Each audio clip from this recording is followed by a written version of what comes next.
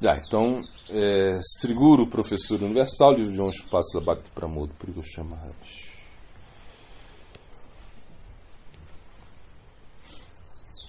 Bom, quaisquer ações não realizadas para a satisfação do Senhor, naturalmente aumentam a escravidão da pessoa no mundo material, né?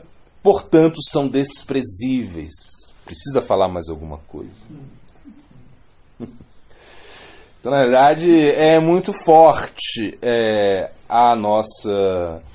A Bhakti Yoga é algo muito forte. Parece, a princípio, né, parece algo sentimentalista, né? Como aí Prakashananda Sarasvati criticou Chaitanya Mahaprabhu, né? E as pessoas veem a Bhakti Yoga e acham que é uma coisa assim, cantando, né?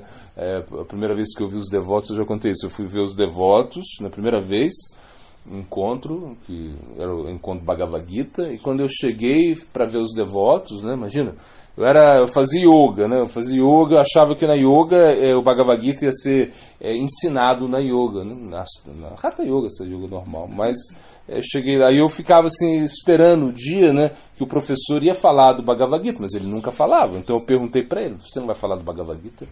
Ele falou: não, eu não falo do Bhagavad Gita, a gente só dá asanas, né? Enfim. Mas eu comprei o Bhagavad Gita, eu estava lendo o Bhagavad Gita, mas ele não falava do Bhagavad Gita. Aí um dia ele falou para mim: olha, hoje vem uma pessoa que vai falar do Bhagavad Gita, né? Era o Raghunath, o Rogério Duarte, o nosso saudoso Rogério Duarte, que escreveu, que fez uma canção, um álbum, né, com vários cantores brasileiros famosos, né, como Gilberto Gil, sei lá, né? Tinha muita gente, Gal Costa, Elba Ramalho, tinha muita gente famosa ali. Acho que o Caetano Veloso, ou o filho do Caetano Veloso, bom, não lembro. Eu sei que tinha muita gente famosa, foi uma coisa muito incrível. E ele estava fazendo esse lançamento lá onde a gente morava, né? Aí o professor falou: então vai lá, porque lá eles vão falar do Bhagavad Gita. E eu fui. Mas quando eu cheguei, então eu fui muito ansioso, claro, estava ansioso, né, para isso. Porque, sei lá, acho que era uma coisa, né? Era uma coisa que estava despertando em mim, né? Isso, né? E aí, o que aconteceu? Então eu cheguei muito cedo, né, no local do encontro. Quando eu chego lá, aí eu vi os devotos chegando, né? Quando eu vi os devotos chegando, eu vi eles chegando tudo chapado, né? Os devotos tinham fumado maconha, né? Porque nessa época eu fumava muita maconha, então eu sabia, né? Tinham fumado maconha, assim, os caras muito assim, doidão, né? Assim, tipo assim, pegar com... E eu falei: caramba, que legal, eles fumam maconha. Fiquei muito feliz. E assim, a gente via pessoas assim meio normais, assim, né? Era uma coisa assim, sei lá, eu pensava que era algo mais místico. Mas enfim, depois assim da palestra, eles começaram a cantar, né? E aí foi lindo, assim. Aí eu olhei aquilo, nossa, eles estavam cantando e isso me tocou o coração fortemente, né? Assim, eu, nesse momento, experimentei um bava-baça, assim, um sentimento, assim, muito, que foi falso, claro, mas era um sentimento real para mim naquele momento. Uma amostra grátis, né? Eu saí dali e falei: é isso que eu quero fazer pro resto da minha vida, né? Não, no sentido, eu quero cantar esse mantra, né? E, claro, porque eram bons músicos, isso me emocionou, né? A gente entende tudo isso, mas o que eu quero dizer é que o Bhakti, ele é tão poderoso, né, que mesmo as pessoas assim, que não são tão qualificadas, né, elas podem te dar um estímulo, né? Porque essa é a característica do Bhakti, né? A kama sarva kamava moksha kama udharadi trivena bhakti yogena jadeta purusha param. Ou seja, que se você tem desejos, ou se você não tem desejos, né? Ou se você tem desejo de liberação, não importa. Pratica pratica o Bhakti, que isso é a melhor coisa que você vai fazer na vida, né?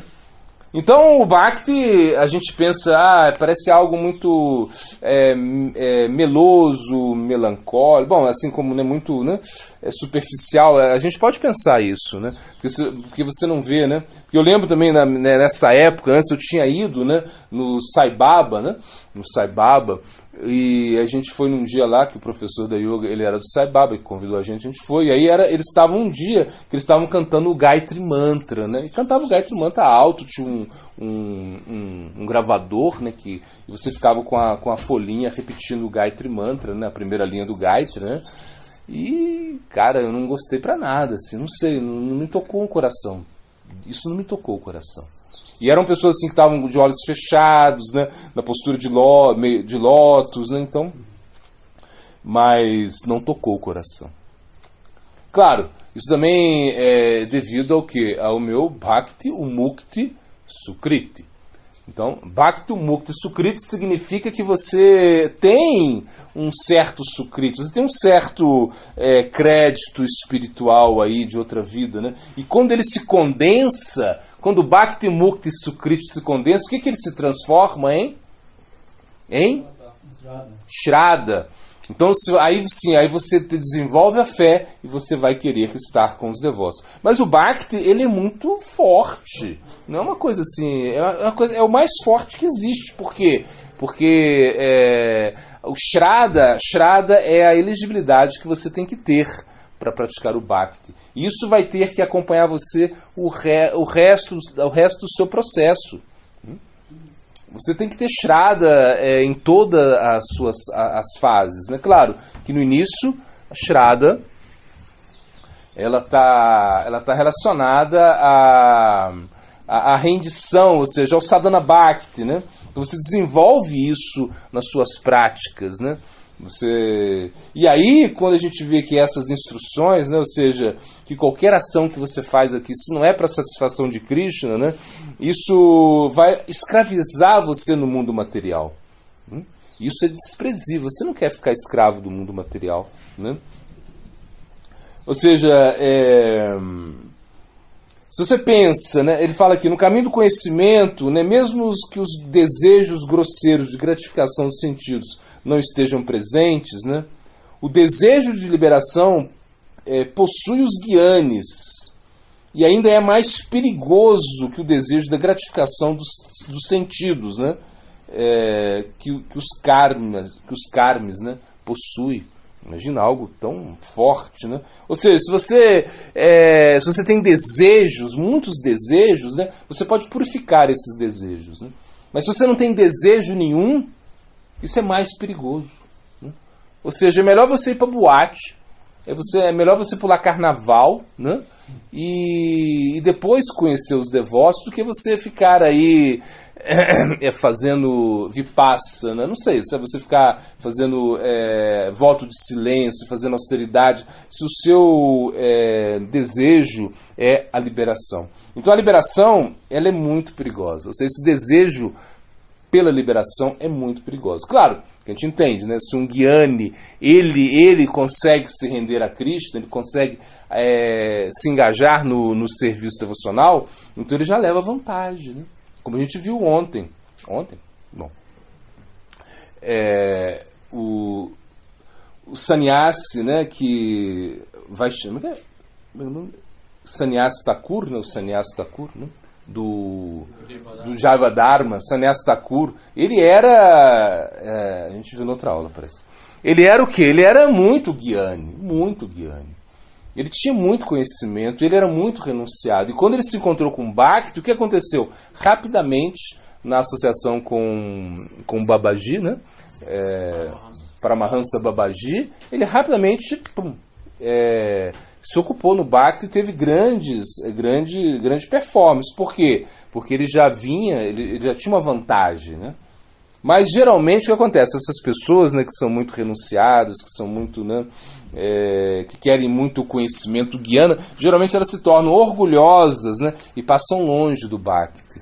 Ou seja, porque no Bhakti existe esse conceito muito forte, né, de Guru Tattva, existe um conceito muito forte onde você precisa se entregar e que você precisa receber a misericórdia de Krishna, que vem através dos seus devotos, né?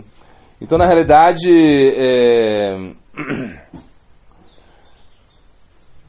os Gyanis, né, de vez em quando, aqui que o Gurudev fala, pode parecer que eles adotam práticas devocionais, né?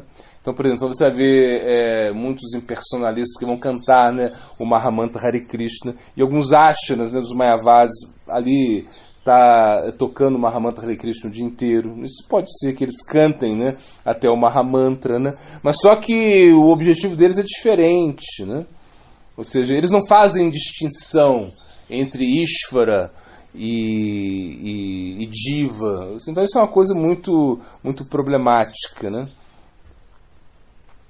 Não fazer essas distinções. Ou seja, eles não conseguem realmente entender que Krishna é diferente, ou seja, que Krishna e a Jiva são diferentes, né? Mas são iguais também. A tinta Beda Beda Tato, ao mesmo tempo, são diferentes e iguais ao mesmo tempo. Então o conceito do Advaitavada, né, ele é muito perigoso para a gente, né? Ou seja, no sentido para a alma, né? Desenvolver o conceito do Advaitavada, ou seja, uma pessoa que segue esse caminho, né, é muito perigoso. Tanto é que o que? Jiva Goswami, né, nos seus Sandarbhas, né, ele bate de frente, né, com esse conceito do Advaitavada, né?